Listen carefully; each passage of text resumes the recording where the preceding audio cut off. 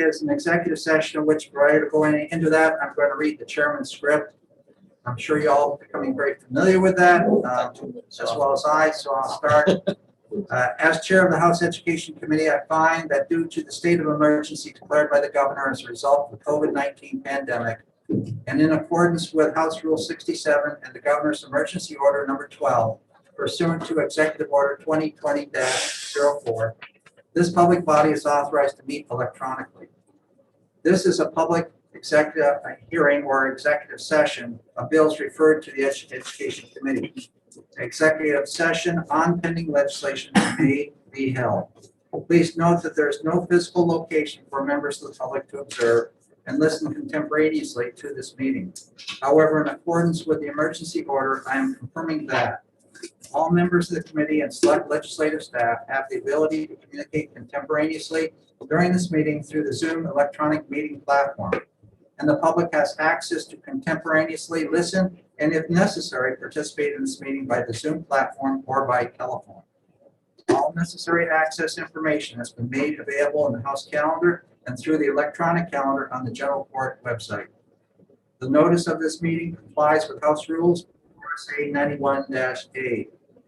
Anyone who has a problem accessing the meeting should call 271-3600 or email hcs@ledge.state.nh.us. In the event the public is unable to access the meeting will be adjourned and rescheduled. I want to introduce the staff that are on the meeting assisting us today. Jennifer Ford, committee researcher. Please note that all votes that are taken during this meeting shall be done by roll call vote. Let's start the meeting by taking a roll call attendance. When each member states their presence, please also state whether there is anyone in the room with you during this meeting, which is required under the right to law. Madam Clerk. Good morning, everyone. Representative Cordelli. Here in the committee room. Representative Bohm. Here in the committee room. Representative Allard. Here in the committee room. Representative Lakis. Here in the committee room. Representative Moffitt. In the house. Representative Notter. Here in the committee room. And for Deb Hobson, Representative Hobson. Representative Andrus. Here, home alone in Salisbury. Representative Ford.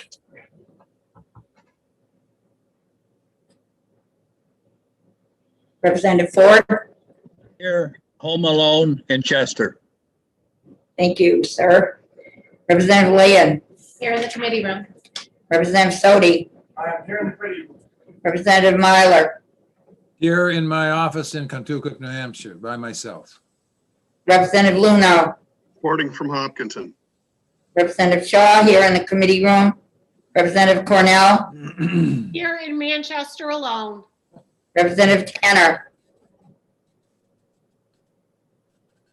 Here in Sunapee, New Hampshire, Georges Mills, the suburbs, in my office alone with my rescue dog, Raven. Representative Allison. Present. I am home alone in Concord. Representative Mullen. Here in the bunker in Bedford. Representative Lay. I am home alone in Jaffrey, New Hampshire. Representative Woodcock. Here in Seneca, New Hampshire, with my barking dog and my wife eventually. Representative Ladd. Thank you very much, Madam Clerk. I'm here in Haverhill, not in Haverhill, New Hampshire, but here in the Legislative Office Building in Concord. And I'm with a whole bunch of people. All present. Thank you very much. Representative Tanner, I want to see Raymond. Raven is a very shy dog. I got her from the rescue and she's probably the most fearful dog I've ever had, but she's non-aggressive. So she's coming along. We've had her for 6 months and there's still rooms in the house she won't go in. So, but she's made tremendous progress. So she's a great dog. That's wonderful. One of these days, we're going to have the background of all our caucus meetings behind each individual with Ozzy and all the other animals. Exactly. With Scotty, and we will identify each other by the breed of dog which they own, or that's the family member. These are all family members. So I thank you all very much. Today on the docket, we have execing going on.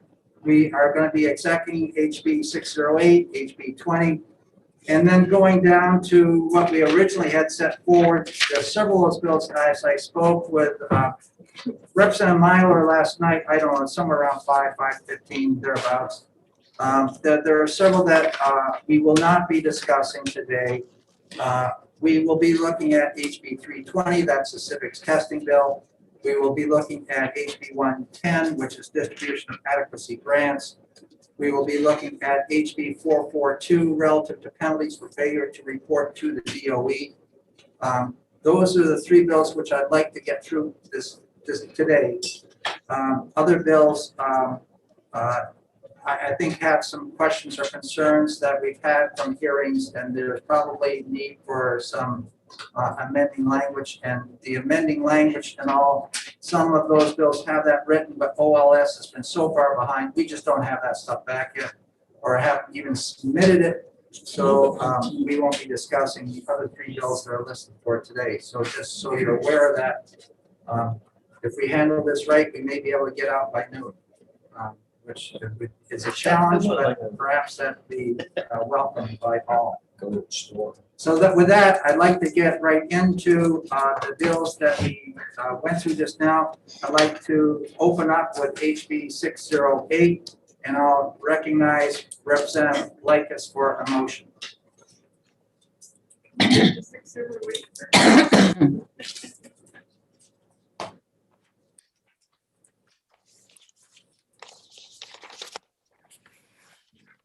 I move that we retain 608. Is there a second for retention of HB 608? Representative Leon. I second. And Representative Leon seconds that motion. So we have a motion on the floor to retain HB 608. That's a funding bill, an early bill. Representative Likas, do you have any discussion? Yes, going through the way the monies are and everything right now, we have way too many towns who are the ones who most need the money, and they're losing money, and towns who least need the money are gaining a bunch of money. And so the numbers are obviously not right. Trying to get amendments in a timely manner with COVID is very difficult, and we're basically out of time. The bill's not ready. Thank you very much. Does the second care to add anything? Thank you, Mr. Chair. I agree that we do need to have the time to make sure these formulas are correct, and I appreciate that we're moving to retain this. Thank you. Could you all hear that out there? Okay, thank you. So is there any discussion from the committee? Representative Luno. Thank you very much, Mr. Chair. I'll agree that the need-based approach for school funding would be important, and I'll support the motion. But also I'd like the opportunity down the road as this bill gets worked on to work with you, Mr. Chair, on it. I've also indicated to Representative Myler, I believe this last night, we discussed it a little bit. We're going to try to find that time where we can have a report provided to this committee. So we're going to slip that in as soon as possible. And I'll be working with Representative Myler to try and get that set up. Terrific. Further comments from the committee? Not seeing any, we will go ahead then and call that motion. Madam Clerk, are you ready? Yes. Motion to retain H bill, House Bill 608 FNA local. Representative Cardelli? Yes. Representative Bone? Yes. Representative Allard? Yes. Representative Likas? Yes. Representative Moffett? Yes. Representative Nodder? Yes. Representative Andrus? Yes. Representative Ford? Yes. Representative Leon? Yes. Representative Sodi? Yes. Representative Myler? Yes. Representative Luno? Yes. Representative Shaw, yes. Representative Cornell? Yes. Representative Tanner? Yes. Representative Ellison? Yes. Representative Mullen? Yes. Representative Lay? Yes. Representative Woodcock, Yeah, yes, sorry. Representative Ladd, Oh, yes. Oh, yes. I was listening to Representative Woodcock. 20-0. Thank you very much. So HB 608 has been retained, and we will look at that within the committee. I'd like to now move on to HB 20, and I'm going to hand the gavel over to Representative Cordelli. Thank you, Mr. Chairman. And I would like to recognize Chairman Lance for a motion. Thank you very much. I would like to recommend on HB 20 retention. Do you have a second? Second. Representative Ballard seconds. Any discussion? Chairman Lance? Yes. Again, we had a good discussion on HB 20 yesterday by all committee members.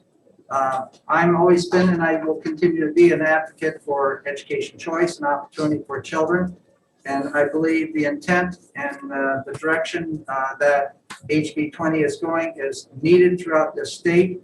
I believe there's many policy considerations that have gone into that and a lot of hard work.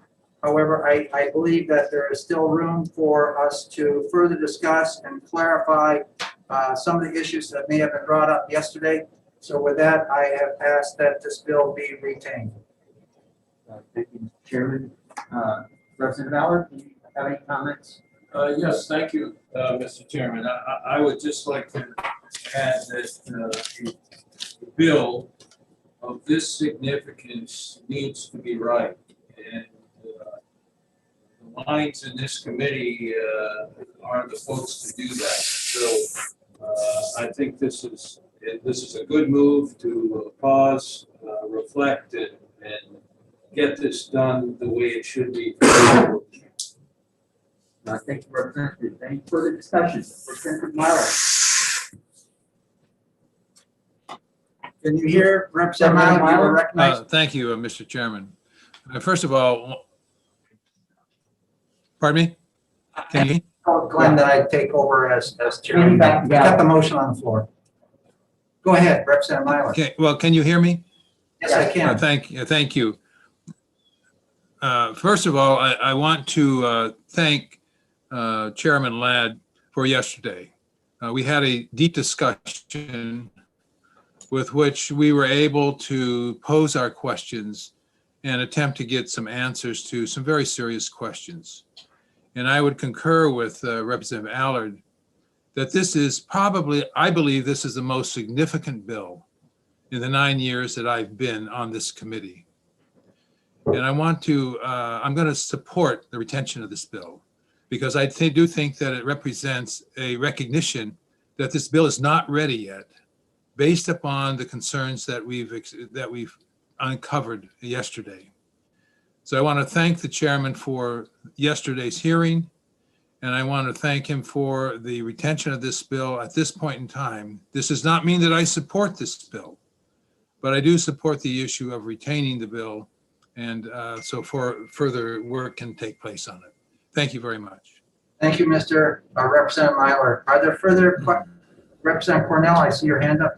I don't know if I would ever support this bill, but I'm glad that it's being retained, and I would support that because I could never vote for something without a fiscal note, knowing how it will impact the city of Manchester and our property taxes and what it will do to our schools. So fiscally, I would just need much more information before being able to vote for this. So thank you for retaining it. Thank you. Are there further questions? Representative Shaw? Yes. I just wanted to say that I think that eventually school choice is going to be a part of education. And I think that if it's going to be done and it's going to be done correctly, we have to have bipartisan support, and it has to be proven that it's going to be beneficial to everyone, to the taxpayers, to the parents, to the children, and mostly for the children. And I think that this is a great move that we're going to retain it and look at it and work on it. And perhaps we will have a bipartisan agreement at some point. And I think that that is the only way that this can be processed properly. And it's the only way that the public will be able to understand and to realize that something has to be done, has to be changed. And the way to do it is to do it together. And I appreciate that. Thank you very much, Representative Shaw. Further questions? I see, Rex Cornell, you still have your hand up. Is that just didn't pull it down, or you have another question or a comment? I guess she's okay. Any further I can't hear you, Patricia. You're probably not unmuted. Okay, I got you. Okay, good. Are there any other comments? Then, Madam Clerk, thank you very much. Would you please call the roll? Yes. This is Fund HB 20, FNA Local. Representative Cordelli. Yes. Representative to retain, sorry. Representative Glenn said yes. Representative Bohm. Yes. Representative Allard. With great relief, yes. Representative Lakis. Yes. Representative Moffett. Yes. Representative Nodder. Yes. Representative Andrus. Yes. Representative Ford. Yes. Representative Land. Yes. Representative Sodi. Yes. Representative Myler. Yes. Representative Luno. Yes. Representative Shaw, yes. Representative Cornell. Yes. Representative Tanner. Yes. Representative Ellison. Yes. Representative Mullen. Yes. Representative Lay. Yes. Representative Woodcock. Yes. Representative Ladd. Yes. 20-0 retention. Thank you very much. With those two bills behind us, now we're going to be looking at what was originally scheduled for today. And we'll look at those three bills. The first of it, which is a bill that was put forth by Representative Moffett and co-sponsored by a number of people, HB 320, which deals with civics. Representative Moffett here recognized for a motion. Thank you, Mr. Chair. I'd first like to make a motion on the amendment that I sent out to everyone a few days ago.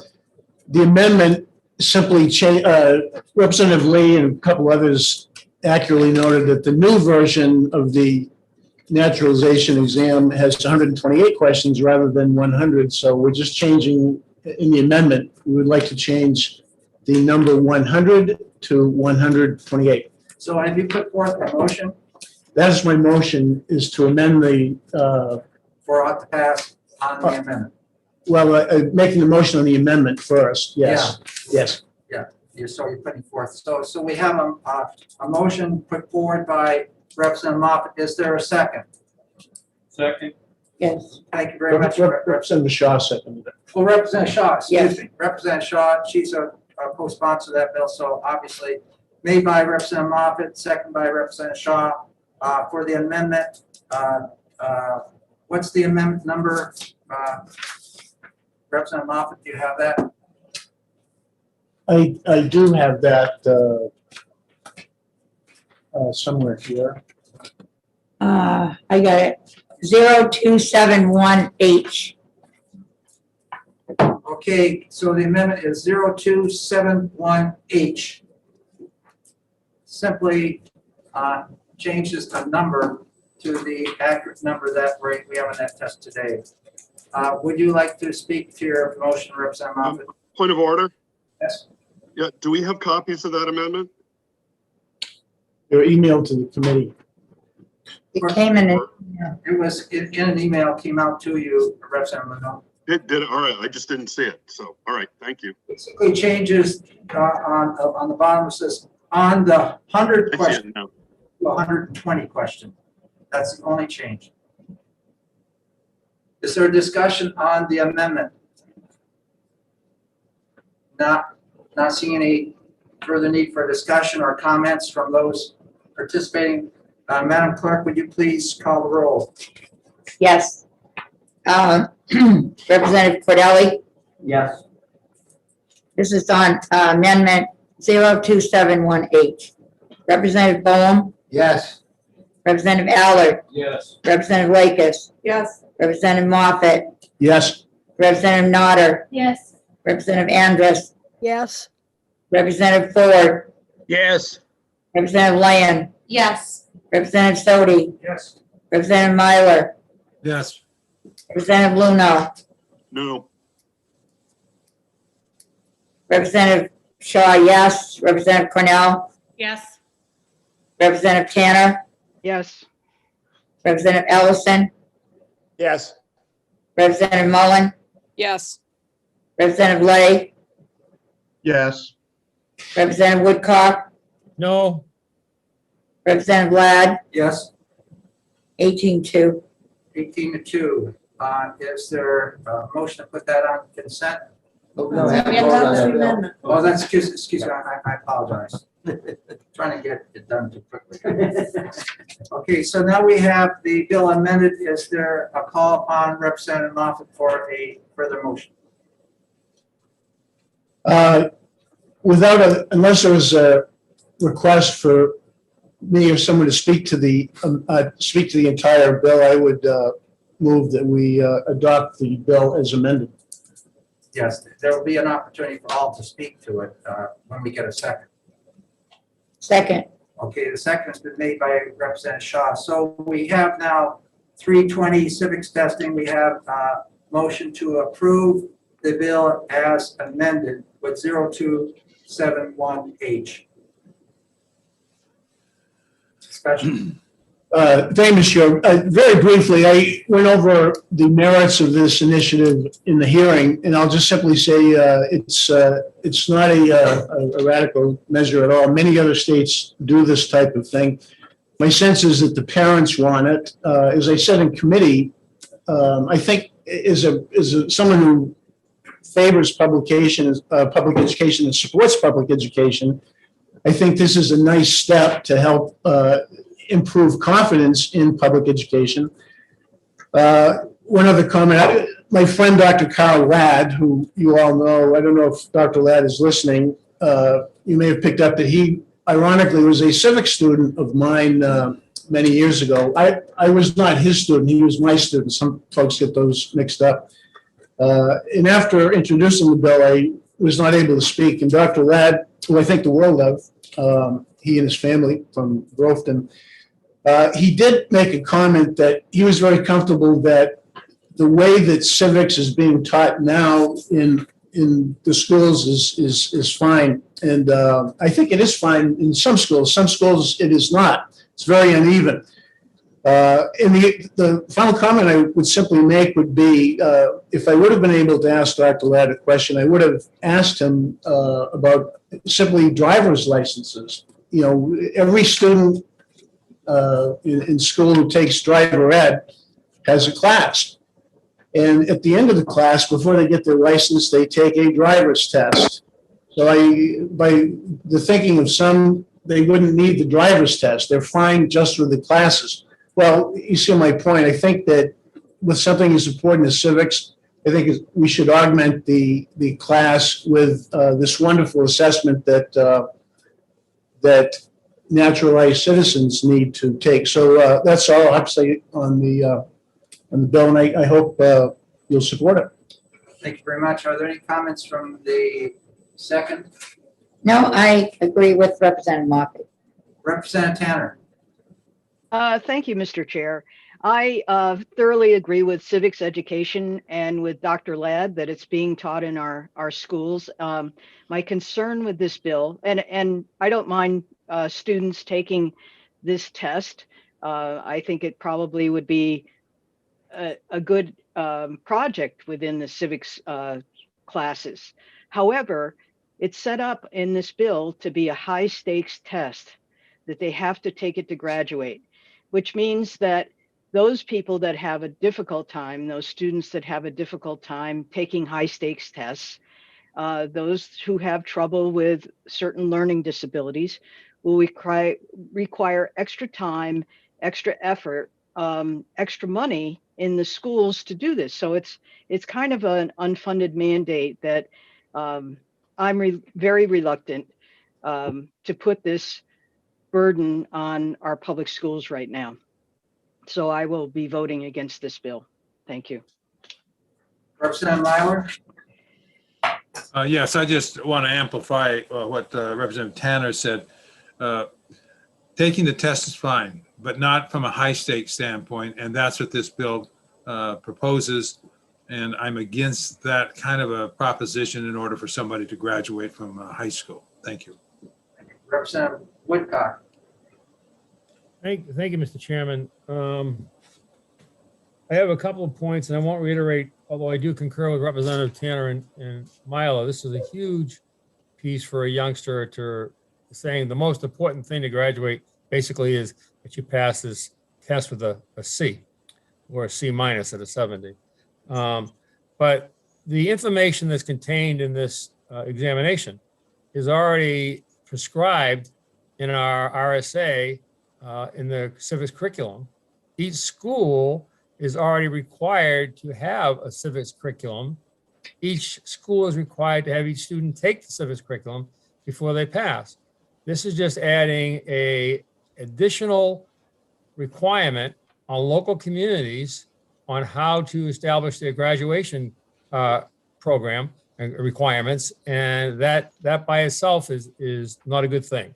We try to stay away from telling local communities what to put in their curriculums, how to evaluate teachers, what they do, that whole piece. That's not our role. So I would concur with Representative Moffett. I think it's terrific in terms of the intent.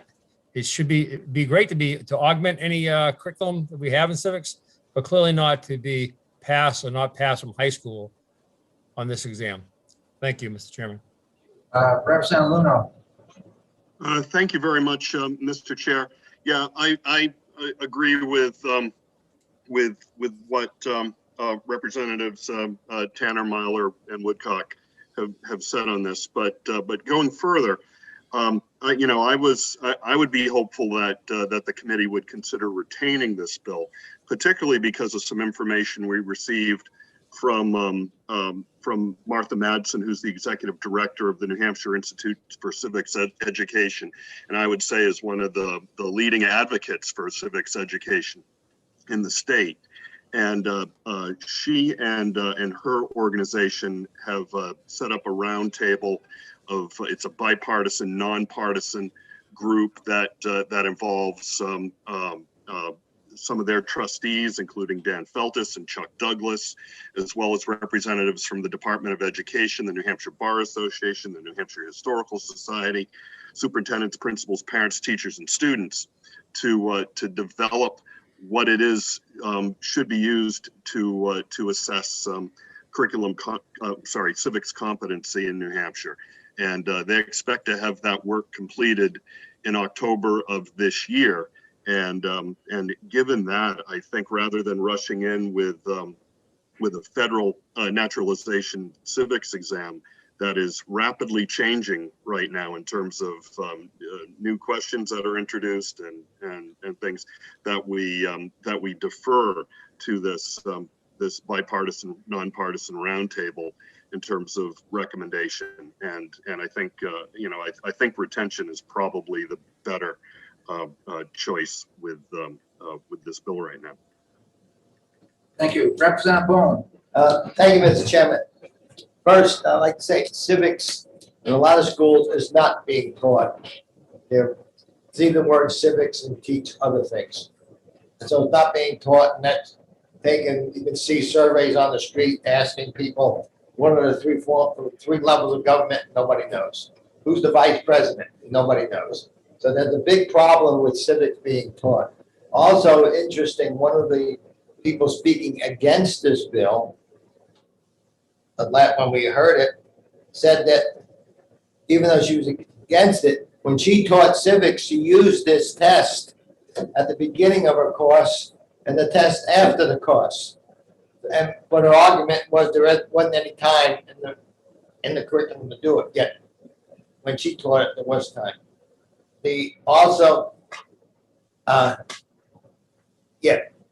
That's it. Thank you. Thank you very much. Representative Woodcock, do you have your hand up again here? I apologize, Chairman Ladd, my error. Thank you for taking it down. Okay, thank you. Further comments? Yes, Representative Andrus. Thank you, Mr. Chairman. I am in favor of this bill. As you know, by looking at me, I don't have children in school, but I have many parents contact me, and parents don't like it because their children are not being taught what they need to be taught in schools. And I'm not saying this is in every school. The ones that are doing a good job in civics, that's great. But the ones that aren't, we need to bring them up to standard. And personally, I think this bill will do it, and I back it. Thank you. Representative Cornell? I guess if it's supposed to be being taught in the schools, which it is, it's one of the competencies, and if it's not being taught, isn't that the Department of Education that's supposed to oversee that and make sure that what's supposed to be taught is being taught? And I know they're very busy and they don't have the time to do that, but I don't think passing a bill saying they must pass this test where teachers might just teach to the test instead of students learning civics. They're going to memorize the answers to a test, which they will forget in a month, because that's what we do when we have to memorize something and it doesn't relate to anything else. It's not taught, it's memorizing. I don't think making them take the test. I think there should be more civics that kids take. You know, every day I realize things that I don't know as an adult who reads newspapers and keeps up with things. And every day it's like, I didn't know that. And so I think there's plenty that students could be taught, but I don't think making this test part of their high school graduation requirement will accomplish that. You know, but I think the schools should be responsible for teaching civics, and someone should be checking on that. That's all. Thank you very much. Representative Luno. Thank you very much again, Mr. Chair. I agree with everything Representative Cornell just said, but the reason I put my hand up was because I'm very concerned, particularly after what Representative Bohm and Andrews said, that civics is not being taught in a lot of schools, and the effective date on House Bill 320 is 60 days after passage. So I'm really not sure what the schools and the seniors are going to be expected to do, or what people expect to happen, even during this school year, if this passes and is going to apply to students in those districts where civics education is currently not being taught. Thank you very much. I'd like to recognize Representative Sadi. My dog, Sadi. Thank you, Chair. I don't see a cost burden or any kind of burden by having to do this test. I did a little experimentation with my own kids. 18-year-old got 100. I had them go to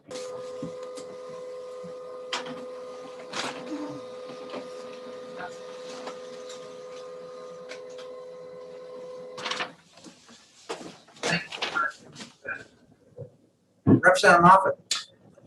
Thank you, Mr. Chair. Thank you, Representative Sadi. If your 10-year-old passed it, that tells me that it's not a high stakes test in the sense that it's terribly demanding. The information is out there. Eighth graders, given at the discretion of the school district. I do want to respond. I think Representative Tanner mentioned special needs students. The bill specifically allows districts to administer the assessment to students with IEPs in accordance with the recommendations locally of the district. And also Representative Luna would mention Martha Madsen, who is, as he stated, is at the forefront of civics education here. A very, very long conversation with her 2 days ago, and she was, we had a wonderful conversation about all aspects of civics education, which she supports, I support, and we both agreed that assessments are important. I don't know that I would say she specifically endorsed this bill. I don't think I would go that far, except to say that we had a wonderful long conversation. She acknowledges that assessment is very important in the big picture. Thank you. Thank you very much. I haven't had a chance to chime in yet.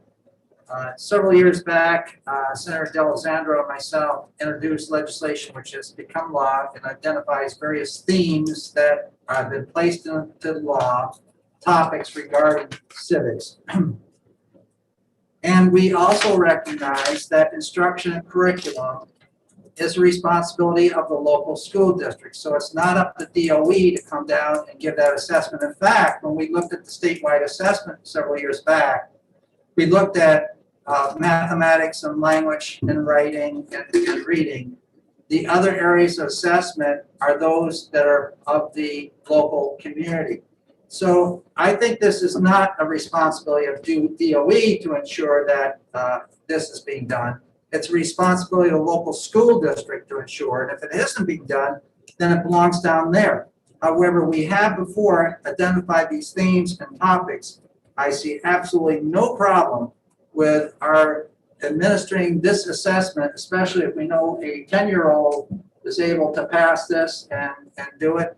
I think every person ought to be able to pass it and to understand that this test identifies various principles and beliefs that this country was founded on. Thank you very much. Representative Ladd? Yes. Yes, go ahead. Thank you.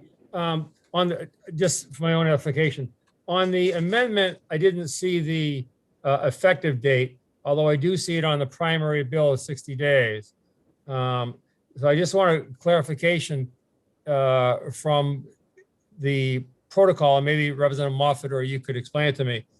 If a high school student has already taken a civics course in their process right now, they would say a junior or a senior, and passed that course, does that mean we have to go back and set up a separate program to have them take that test, even though they've already passed civics? It's question A.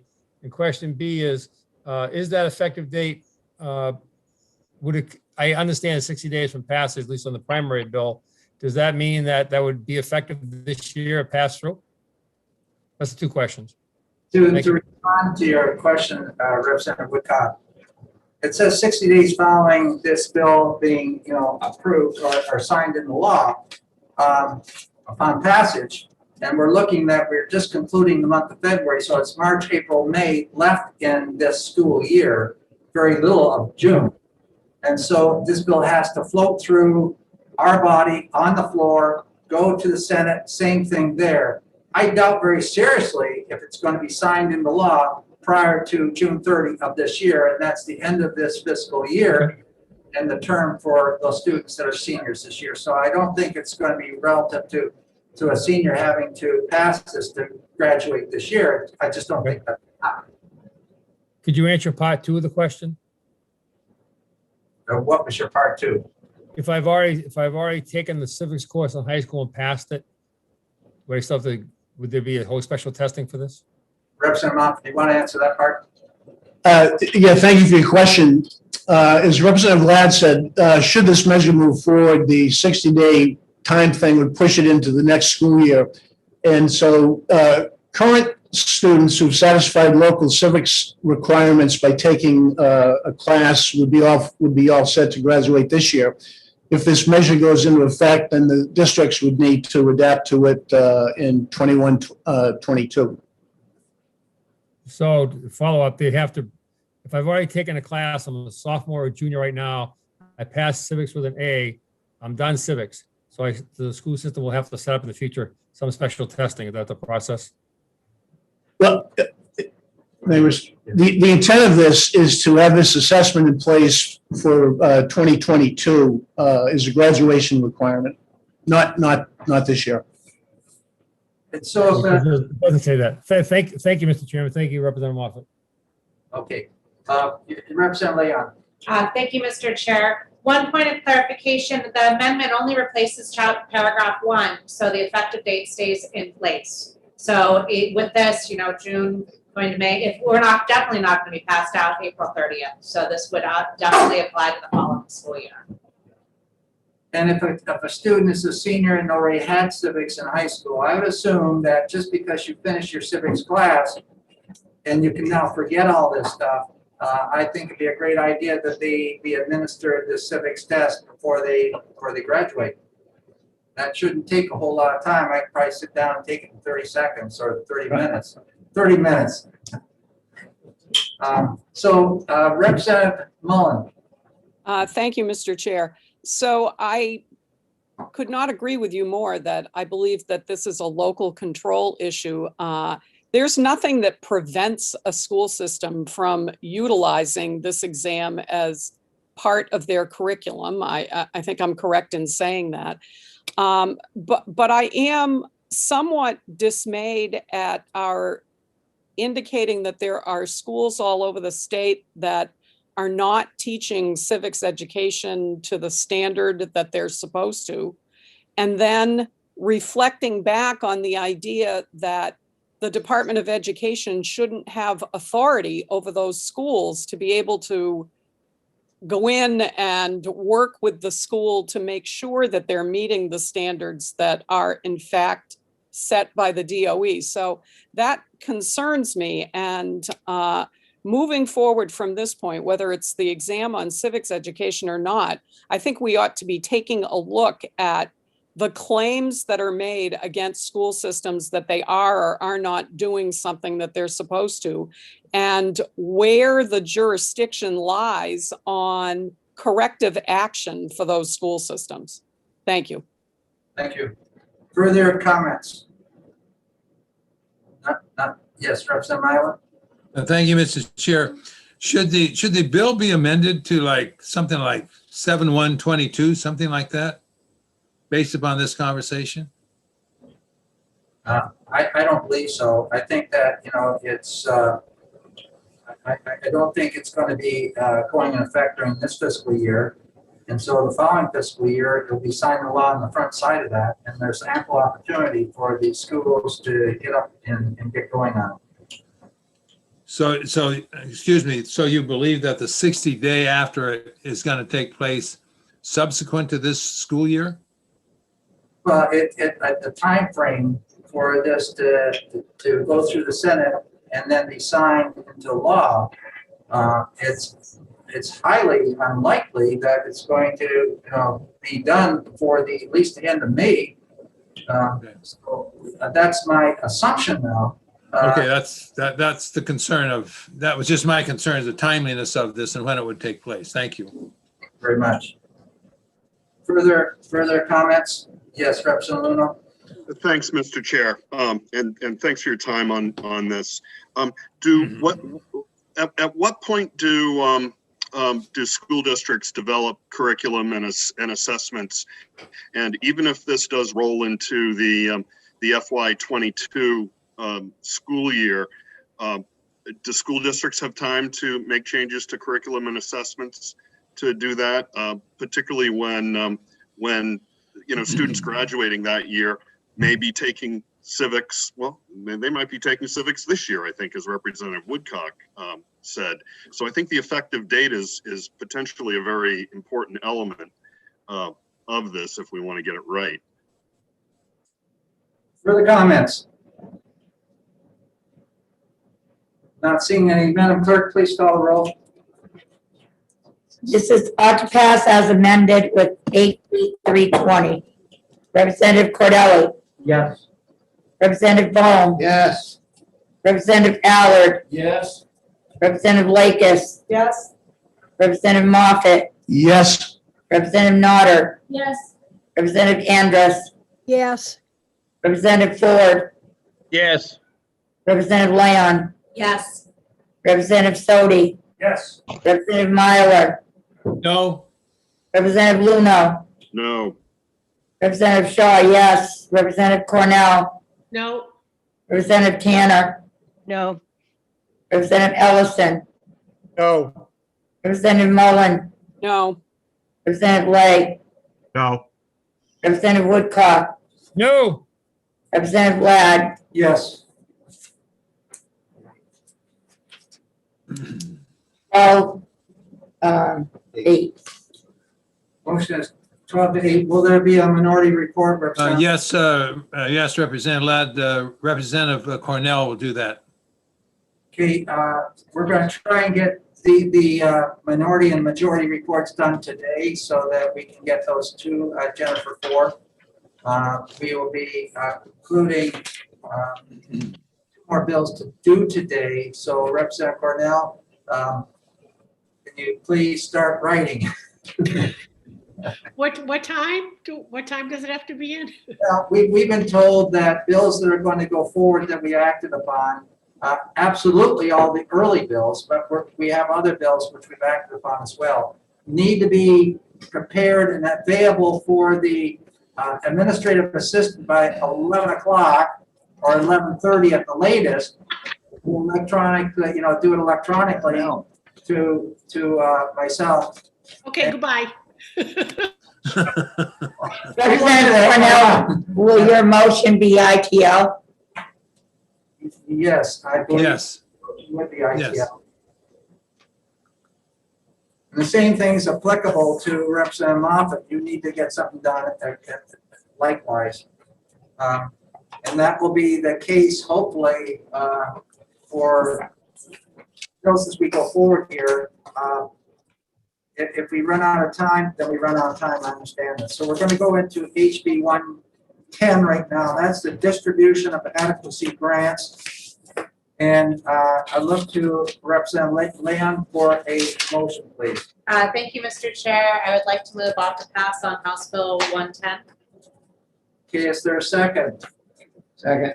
Representative Bowen makes that second. So we have a motion on the table here for HB 110, distribution of adequacy grants as ought to pass, made by Representative Leon and second by Representative Bowen. Representative Leon, do you have any comments? Thank you, Mr. Chair. HB 110, in providing the funding to the municipalities rather than first to the school districts. In our discussions with the Department of Education, this should be no more than a half-day difference in time frame. And this will give clarity to the municipalities in order to make sure that they understand exactly what is heading to these school districts. There are already other monies that go through the municipalities, and I believe that this is a good bill for good clarification and good transparency. Thank you very much. Representative Bowen, do you have any comments? Yes, just to follow up. Thank you, Mr. Chair. The town or municipality's tax collector collects all the other taxes going to town and the school district. So this is a way for the tax collector to know how much money there is and how much money to then distribute to the school on a timely manner. So yeah, this, most cases it's not a problem, but in some cases it seems to be a problem. So yeah, let's move forward with it. Open to discussion from the committee at this point in time. Representative Tanner. thank you, Mr. Chair. I just want to reiterate what the superintendent for Kearsarge said.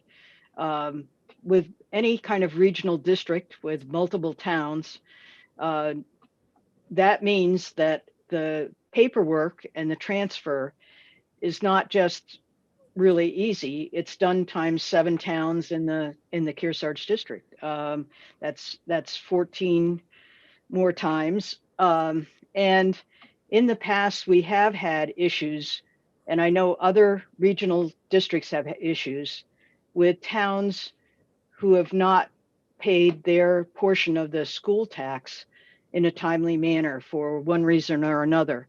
And I think this just exacerbates that problem.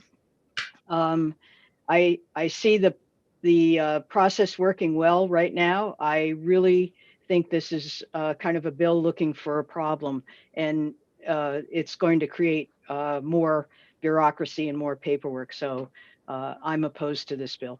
Thank you. Further comments? Yes, Representative Luno. Thank you, Mr. Chair.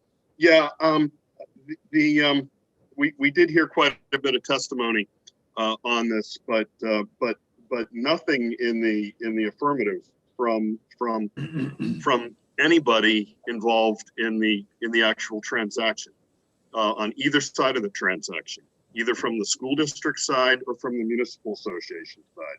We also didn't hear any evidence at all that there was any credible problem, and any evidence from the Department of Education that there's any credible problem to be solved by House Bill 110. But we certainly did hear of problems that, or just additional effort that's going to have to be borne on the part of the school districts as a result of this. So I would not support this bill. Thank you. Further comments? Representative Woodcock. Thank you. Just a brief one, Representative Leif. Thank you. On the bill in the hearing, one of the things is not true what I just heard now. All money doesn't necessarily go to the tax collector. Federal grants go to the DOE, and DOE send to the school department. So they all don't go there. This is a duplication for many systems to do it twice to get it out there. So it really has no usefulness. It doesn't do anything except make one more layer and one more time of difficulty. Thank you. Thank you. Are there further? Representative Shaw? Thank you, Chairman. As a sitting member of the Alderman Board in the city of Manchester, I don't want it. They can have it in the school department. That's where it belongs. I don't want to have to go through that. That's, we have enough, it works well in Manchester, and I'd like to leave it alone. Thank you. Further comments? Not seeing any hands up. Okay. Representative Woodcock, your hand is still up. Is that? This thing's killing me today, so I apologize twice, but nevertheless. Okay, we understand technology. Thank you very much. Not seeing any, Madam Clerk, would you call the roll, please? Yes, this is about to pass on House Bill 110. Representative Cordelli. Yes. Representative Bone. Yes. Representative Allard. Yes. Representative Lakis. Yes. Representative Moffett. Yes. Representative Nodder. Yes. Representative Andrus. Yes. Representative Ford. Yes. Representative Leon. Yes. Representative Sodi. Yes. Representative Myler. No. Representative Luno. No. Representative Shaw, no. Representative Cornell. No. Representative Tanner. No. Representative Ellison. No. Representative Mullen. No. Representative Lay. No. Representative Woodcock. No. Representative Ladd. Yes. Looks like 11 to 9. 1, 2, 3. 11, 9. Okay, so this bill will be, of course, placed on the regular agenda, HB 110. It passes 11 to 9. Will there be a minority report? I'm sure. Yes, Representative Tanner will do that report, Representative Ladd. Thank you. And then we will have Representative Leon, you have a majority report. Thank you.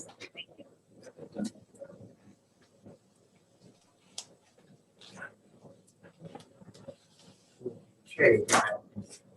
Moving on to the next bill that I had discussed earlier today, HB 442. This is relative to penalties for failure to report to the Department of Education. I recognize Representative Cordelli for a motion. Thank you, Mr. Chairman. I would like to move off the pass on House Bill 442 with amendment 0383H. So we have a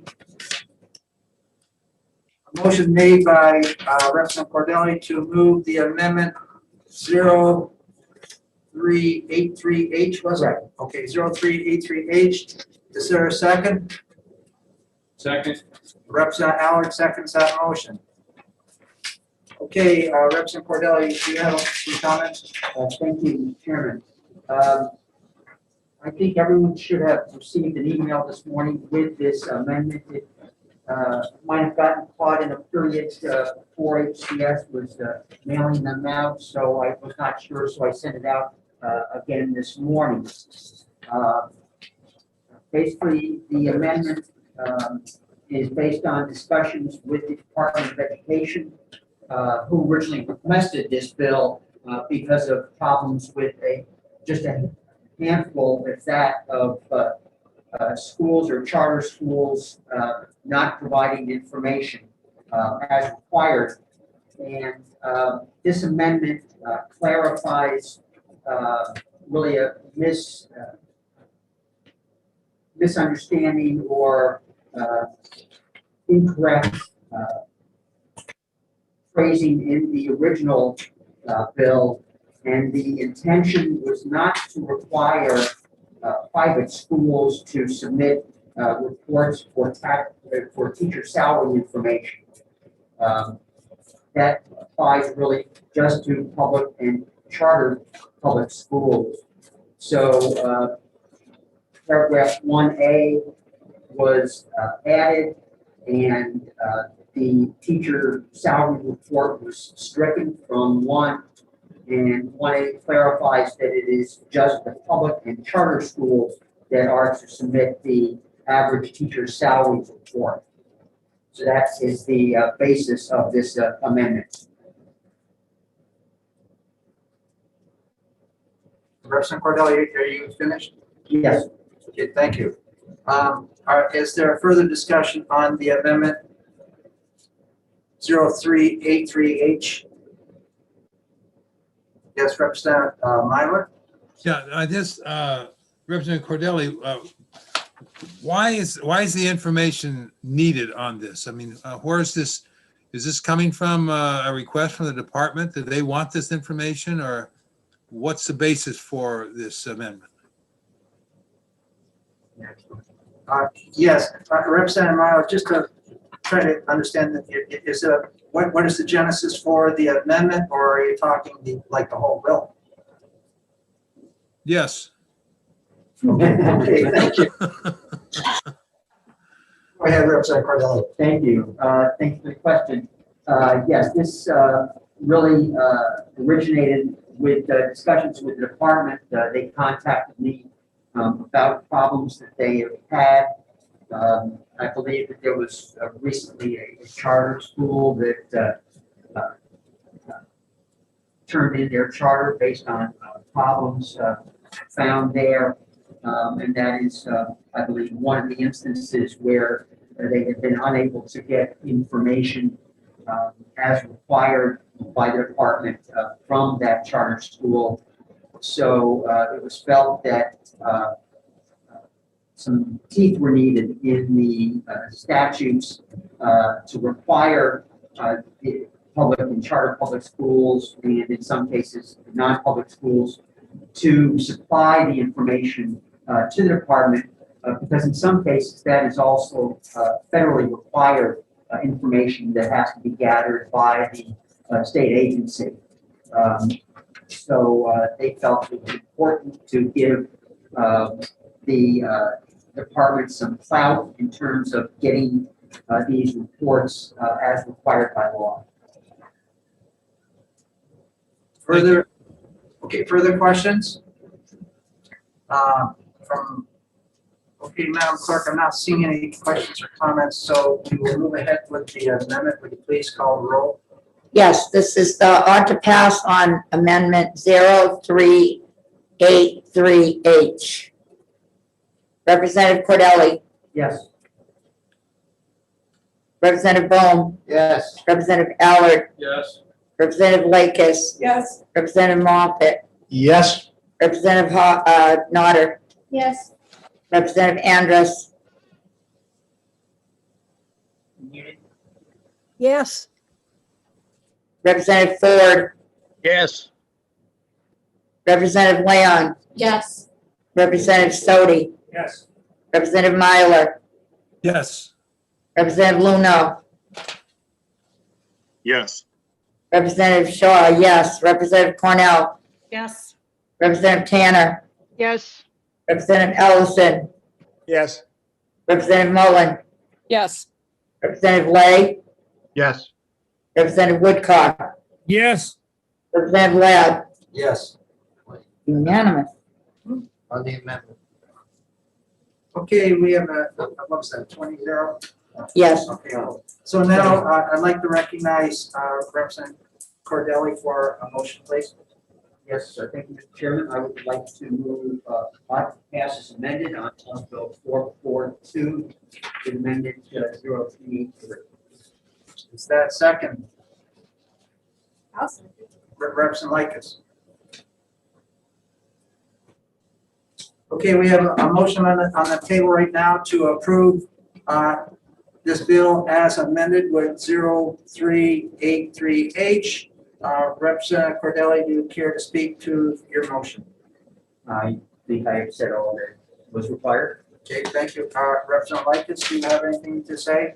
Are you good? I'm good. Further discussion from the committee? Not seeing any hands. Would you please, are you ready? Madam Clerk, would you please call the roll? Oh, Mr. Chair? Mr. Chair? Representative, you have your hand up? Yeah, just before we move, I don't think it's inappropriate. Miss Davis is in the queue here, is listening to this.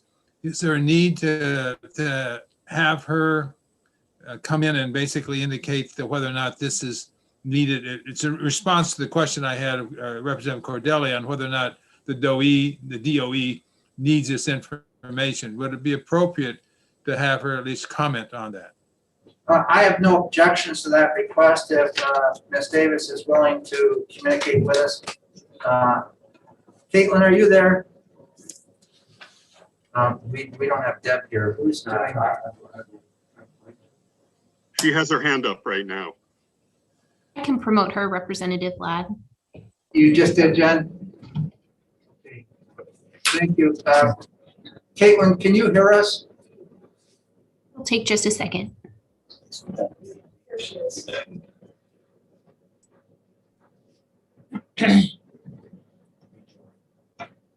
Good morning.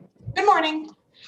Just so you know, I was in another meeting and I heard my name and I came back over this, so I missed some of the preliminary conversation. But I'm here.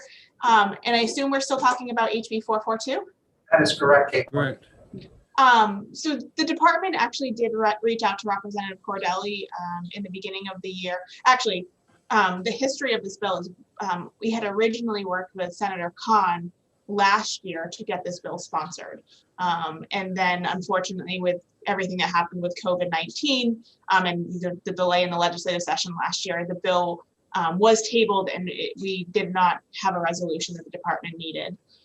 So we then reached out to Representative Cordelli over the summer and asked him if he would sponsor this legislation on behalf of the department. This bill currently, so our goal with this bill was never to expand any reporting requirements. It was just to give the department a little bit of teeth for some of the reporting requirements that are already in law, that we have that same kind of teeth that we have for district public schools, to expand those same teeth to either non-public schools or charter schools. So it is a little bit different in the sense that for a right now, if a school district fails to provide, a regular district public school district fails to provide reporting, the Department of Education does have the authority to withhold various funding payments, either federal and or state, until those reporting requirements are submitted to the department. But we do not have that same authority over charter schools and or non-public schools. With non-public schools, we do not provide them any funding, so we wouldn't have the authority to hold any payments. But we could ask the State Board of Education to potentially revoke their approval if they fail to report more than 2 years in a row. Some of the reporting requirements that we're talking about are general statistic information, meaning enrollment information, or health and safety, the emergency operation plans, which are already required to be submitted in state law. And then for charter schools, we asked for either the ability to ask the State Board of Education to revoke a charter or to hold payments in the case that we are making payments. So if, for example, we have a charter school that is operating and has not had an audit that's required already in state law, we now will, if this legislation passes, will have the authority to not pay them any more state funding until the audit has been done. So. Thank you very much, Caitlin. Are there questions of the department? Even though we've voted on this, Representative Ladd, Caitlin, I'm assuming that this the amendment that we've already just passed strengthens the original bill that was purported. So yeah, so the amendment the original language was a little bit confusing. So the non-public school folks had kind of reached out and had said their interpretation was it was requiring them to submit other reports that they were not required to submit. So the amendment clarified that nope, we're going to require them to submit everything that's currently in law, and there's just a little bit of teeth for the department to do that. So that the amendment was just kind of pulling the non-public piece out and just clarifying that further. Thank you very much. Thank you very much, Caitlin. Further questions for the department? Thank you very much, Caitlin. Have a great day. Thank you. Just to add a few comments here for those, and I think Representative Myler, you may have been a part of this and aware of it, but remember when we had the $30 million for the infrastructure, monies for the safety, security, and connectivity in schools, and Director Plummer at that time for Homeland Security, and we were looking at this, and it was brought to our attention that a number of school districts had not gotten their emergency management plans in. Correct. Well, we put it to them and said, you want to get the money from this pot, you're going to have to get these done. Bam, those things came into us like greased lightning. And we got all that reporting done. I think it's incumbent on us to try and support the department here to ensure that the reporting is timely, especially regarding some of this federal grant money that they could be holding up the whole application, or they could be holding up, the new revenues coming in. So I think there is definitely some merit behind this. I won't comment anymore, but are there any other comments? Not hearing any or seeing any around the table here. Madam Clerk, are you prepared to? Yes. Thank you very much. This is ought to pass as amended on House Bill 442. Representative Cordelli. Yes. Representative Bohm. Yes. Representative Allard. Yes. Representative Lakis. Yes. Representative Moffett. Yes. Representative Nodder. Yes. Representative Andrus. Yes. Representative Ford. Yes. Representative Leon. Yes. Representative Sodi. Yes. Representative Myler. Yes. Representative Luno. Yes. Representative Shaw, yes. Representative Cornell. Yes. Representative Tanner. Yes. Representative Ellison. Yes. Representative Mullen. Yes. Representative Lay. Yes. Representative Woodcock. Yes. Representative Ladd. Yes. 20-0. Consent? Yes. Did I hear a yes somewhere? Yes. Okay, thank you. I don't see any objections, so we'll put that on consent. This gets us through where I plan to get going today. As I mentioned, the front side of our session starting. I'd like to remind Representative Cornell, Representative Moffett, Representative Tanner, Representative Leon, not Leon, Representative Tanner, Representative Cordelli. These reports need to be gotten as soon as you can. Would you please, when you send them in, I don't know if you have Jennifer Ford's email address. If not, send them to me and I will forward them on to Jen. She does review them. They go to the administrative committee, administrative assistant, then on over to Paul Smith. So I think we finished in a very timely manner, and I appreciate everybody's support today. And I look forward to continuing our conversations on Tuesday next week. I think we have a room scheduled for Tuesday next week. We have a number of other bills which are on the docket. I don't think they've been released yet. However, they should be out in the calendar sometime later today. So are any further or departing comments from folks? Yes, thank you. Mr. Chair? Yes. So just to be clear, we're meeting Tuesday with the full sessions on Wednesday and Thursday. Is that correct? Yes, we are, because unfortunately, we're on a committee that has a high volume of bills. Some committees are just about done their bills. Some are done their bills. We have well over 50 bills, and of course, when the Senate starts piling in on us too, when crossover occurs. So we have to concentrate on those remaining bills right now, and I will be talking to Representative Milo a little later. Try and start coordinating some of this. However, we do have a number of bills which we've got to address. I mentioned the school food waste program, private rights of action, school contracts with independents. We have several bills dealing with menstrual products, criminal history records check, annual gifted survey, emergency meetings, these type of bills, and it just goes down the list. We got a whole slug of these, and we're just going to start wading through them. I just wanted to double check. Thank you. Welcome. So I wish everybody a pleasant weekend, and we can get some sleep. Thank you very much, everybody. Have a good afternoon. Thank you. And Thank you. thank you. Bye-bye.